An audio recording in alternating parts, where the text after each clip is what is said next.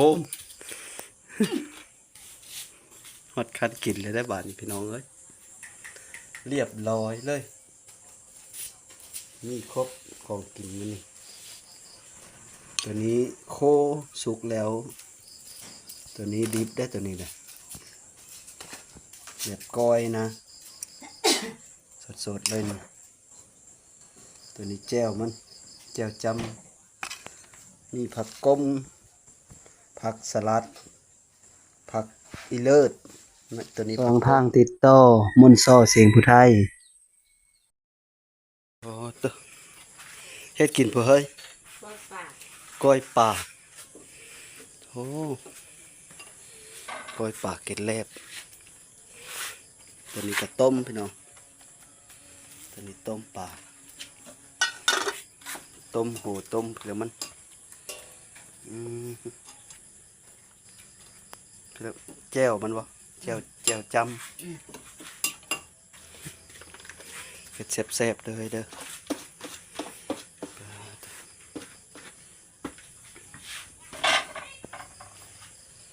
เครื่องครบ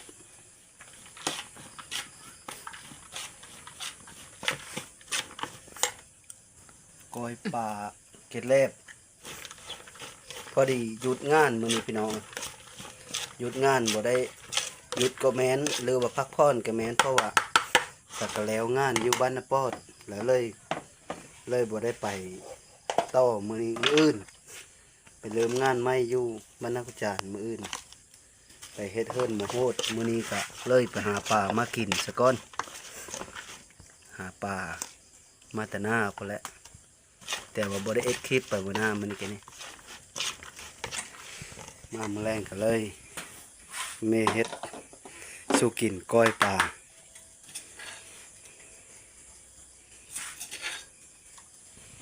ก้อยปลาชุดแรก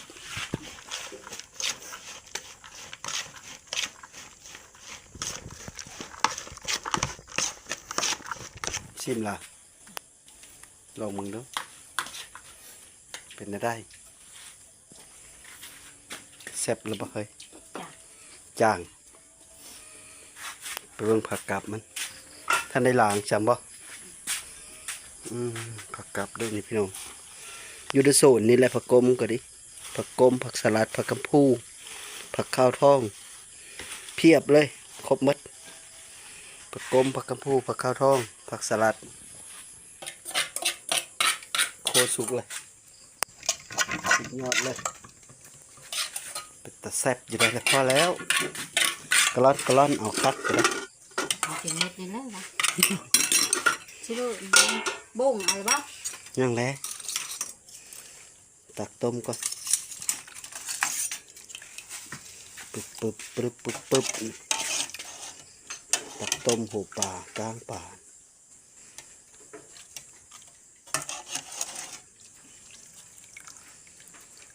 ทักไปอยู่พวก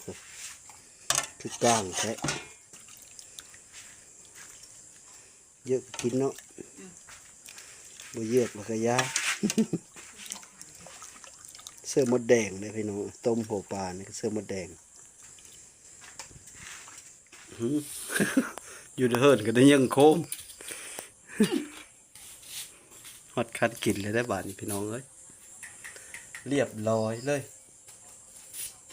นี่ครบของกินมันนี่ตัวนี้โคสุกแล้วตัวนี้ดิบได้ตัวนี้นะแบบก้อยนะสดๆเลยนะตัวนี้แจ่วมันแจ่วจำมีผักก้มผักสลัดผักอีเลิศตัวนี้ผักก้มตัวนี้ผักก็อยู่ในโซนนั่นแหละพี่น้องที่โซนบ่ได้ไปท่ายเอาตอนแม่เพิ่นไปเก็บนะเห็นปลาล้างมือลูกกินข้าวเรียบร้อยเลยได้นี่แม่เฮ็ดแซ่บปานนี้เบิ่งซิมก็เด้อแซ่บบ่ลีบ่นี้เขามักกินผักอันนี้ผักข้าวท้องนี่พี่น้องสิ่งอึบอับอยู่ในฝึกกันดิ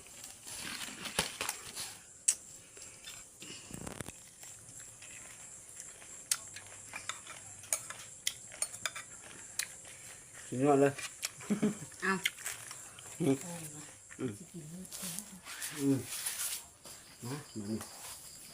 มาเด้อพี่น้องกินข้าวน้ำกันเด้อส่วนพี่น้องกินข้าวเด้อ เด้อกินข้าวน้ำกันเด้อเว้ย เสือกล่ะนั่นแหละกินข้าวเสือก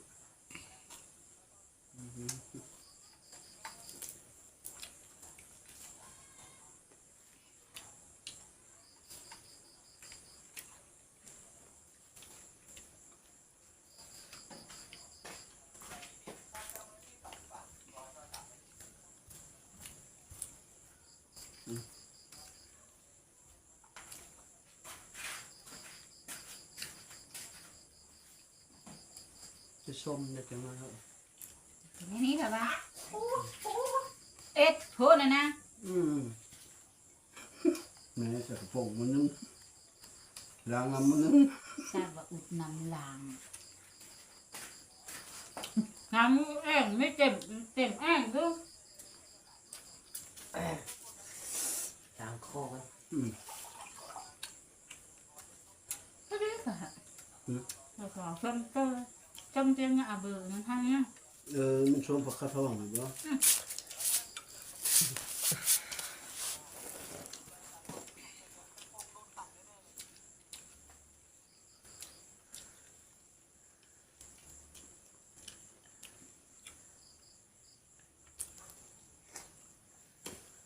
เขาชอบนะ ตัวนี้โค้งละตัวนี้ไม่ได้โค้ง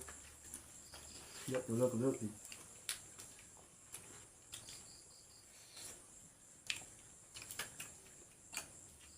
แซ่บกัน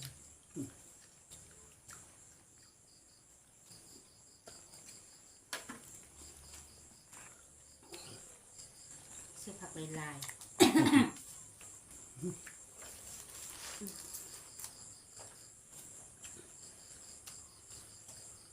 บูเสร็จมันต้มก่อน มากเลยบอกข้าวทอง นะครับตอนนี้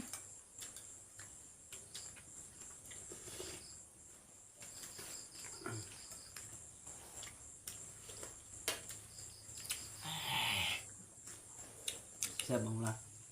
อะไรเนาะ กินเท่านึง กินตัวนึง กินข้าวอิ่มแล้วก็มาแซ่บ มีเวลาไปหามันเห็นเนาะการเฮ็ดงาน บอกเพิ่งกินมาแซ่บ โทษมันนะ กินด้วยไม่แซ่บ ผู้ย่านปีงนะไปตึกนะถ้าผู้ย่านปีงจะได้หลายกว่านี้เยอะ โอ้หมดเนาะ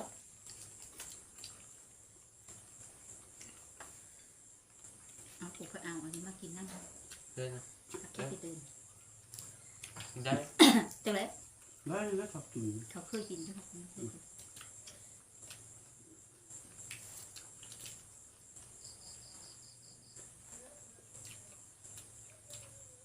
ข้าวไปเจอกับเขาเนี่ยเอ็ดปักเส้นโยเต็มกำนะฝนตะเก้านะอยู่ในเหอะปลาเฮิรนปลา เด้อกำแพงเนี่ยเด้เขาเอาเต็มกำเฮ้ยเขาเอาอันนี้บเอ็ดปักเส้นส้มปักเส้นนะสโนุอันนี้พวกปักเส้น ขับไปชั่วโมง ผักนะครับ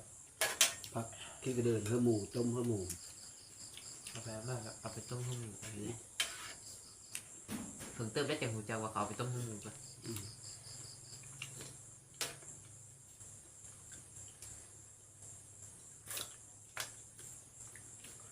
ปักเส้นผีกับปักเส้นบ้านนี่มันเป็นยังไงพอ ผักเส้นผีมันก็เป็นผลล้นที่ตามแคมของตามโป้ยตามเซ่อย่างนี้ตามแคมเซ่ นั่นมันส่วนพักเลยปักเส้นละเส้นธรรมดาหรอ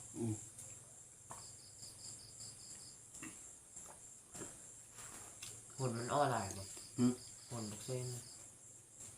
แบบเหลือเบิ่งก็คือผักเส้นแต่ว่ามันเป็นหนนะมันกกมันกระสูงเพ่งเพ่งแอวนี่มันกระสูงกว่าผักเส้น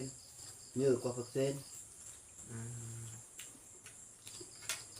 แต่ว่าเฮาเบิ่งผักเส้นมัดมือไปแล้วผักเส้นผีกินบ่ได้ แต่มันเป็นยาเลยนะ ช่องนะ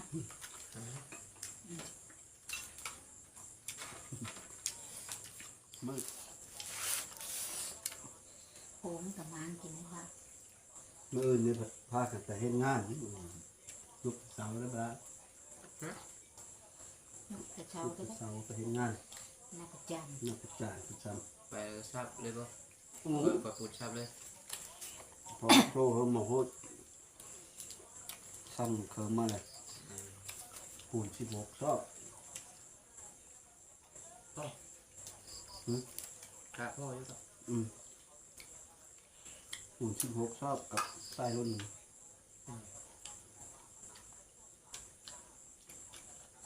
เพิ่มมันหาเสียบจุกเสียบสวนท่า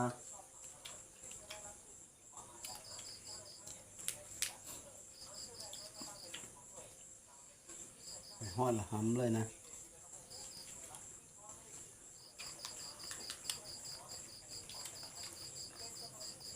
ำแค่เขาตัดเลยกระพัก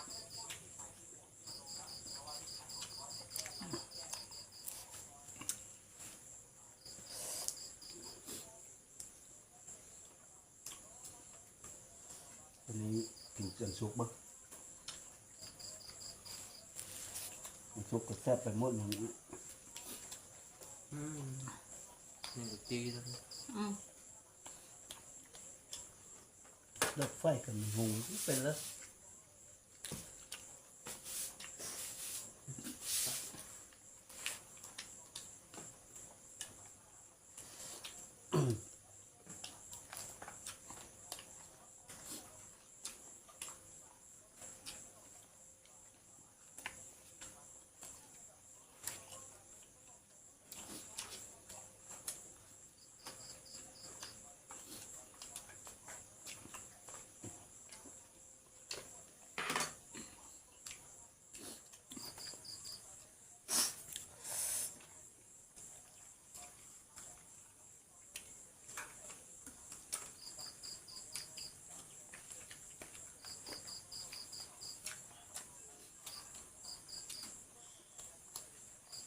ก็เริ่มแล้วว่า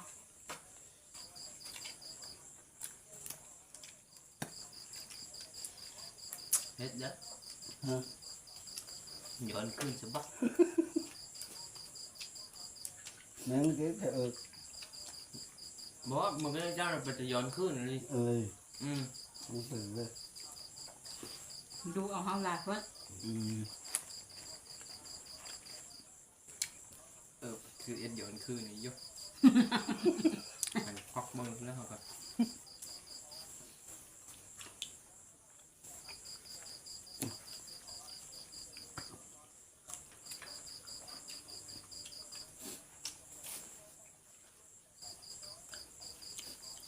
นี่เอามาท่องก็กินครับ มันไม่มีละ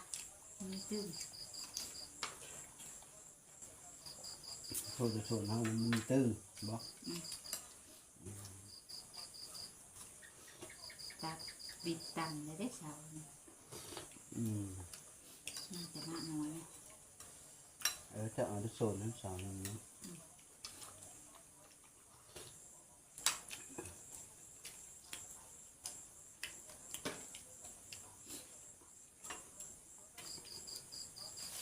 รถมันเด็ก ฮะย่าล่ะ นี่นะพ่อ ห่อตัวชุกข้าวตัวดิบหมดกินแบบว่าว่าชุกนั่งกลาง บ้านนี้กินข้าวกินน้ำก็อิ่มแล้วพี่น้องอันไปเมื่อหน้ามื้อนี้ก็พี่น้องไปเมื่อหน้าแล้วก็ตึกป่าอยู่เดนหนองหั่นแหละไปเกิดใกล้เกิดเปิดแล้วก็ตึกป่ามากินแรงเลยพอดีได้ปลา3 โตปลาเค็ดแลบปลาดุกได้ปลาขาวได้อยู่หนองสาอันเขากำบ่ได้ถ่ายให้เบิ่งบ่ได้เอาโทรศัพท์ไปซากแบตปลาไว้อยู่เพิ่นนะหลายเธอพอละอันมื้อนี้ก็เลยมาเฮ็ดลาบแรงมาก้อยกิน พอ อลูกพ่อแม่มื้ออื่นก็สิได้ไปเฮ็ดงานต่ออยู่บ้านท่าดอกแก้วไปเฮ็ดเฮิรนเฮอบ่าวผู้ไทยฟังลาวพี่น้องเอ้ยกับลูกชายและ2 คน เพราะว่าเพิ่นได้เว้ากับเพิ่นมาได้เดือนหนึงละแต่ก็จะไปเฮ็ดเฮิรนจนเฮ็ดเฮิรน3บ่อนก็แล้วหมดวันนี้ก็มื้ออื่นสิไปมันเลยก็ติดตามไปเบิ่งนํกันเฮิรนบ่าวผู้ไทยฟังลาวพี่น้องมื้ออื่นไปเฮ็ดเฮิรนบ่าวผู้ไทยฟังลาวอันเรื่องการไปหาซอยเฮ็ดคลิปแบบไปซอย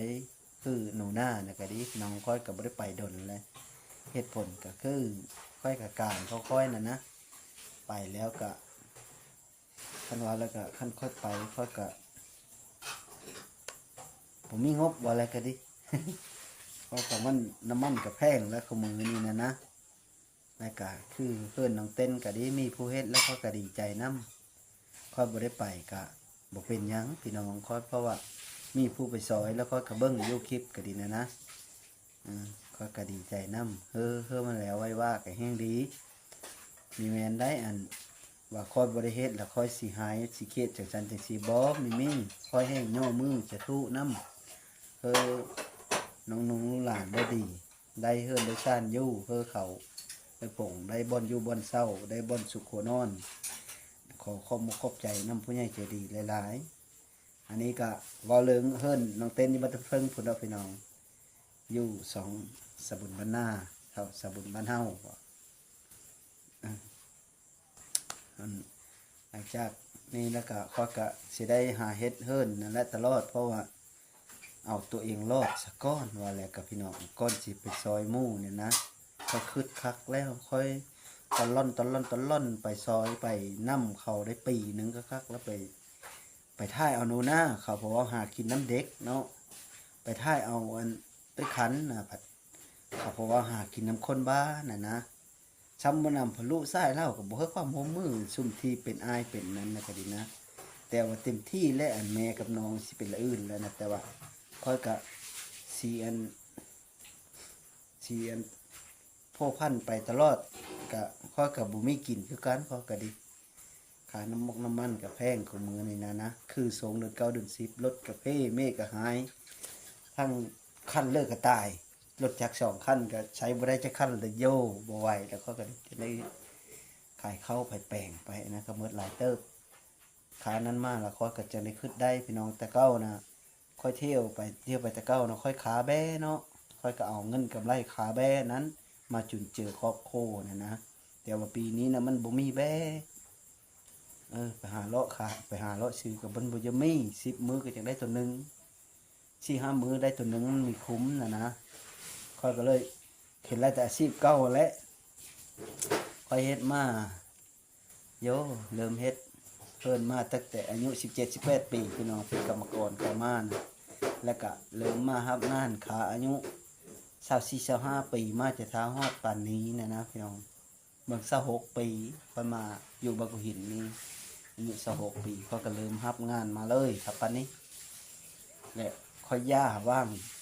10 กว่าปีว่าง 5-6 ปีมานี่นะปี2016-2017นี่แหละค่อยย่าเฮ็ดเฮิรนก็จังได้ขาแบมาเลยถ้าฮอดคู่มือนี่จังได้มาเฮ็ดอีกนะพี่น้องบ้านนี้ก็สุดท้ายก็ขอขอบใจนำพ่อแม่พี่น้องเด้อที่เฮามาติดตามรับชม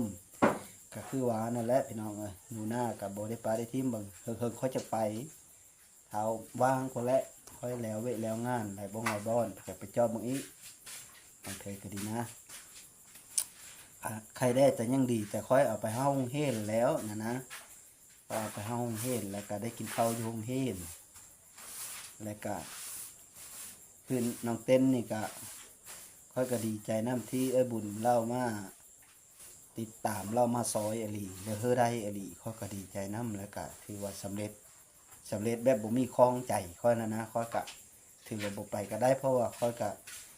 ตั้ง2มานี่ก็บ่ได้เฮ็ดคลิปช่วยเหลือทำอีกก็ดีนะพี่น้องแต่ว่ามันเห็นแนวนั้นแล้วค่อยก็ต้องได้โลกบ่อยซอยก็ซ้ำเฮาซอยได้แล้วคือว่าและเอ็นดูเขาก็เอ็นเฮาคาดความน่าสาวของเราค่อยฟังน่าสาว ที่อยู่ประเทศนอกเพิ่นว่าเอ็นดูเขากับเอ็นเฮาคาดนะครับ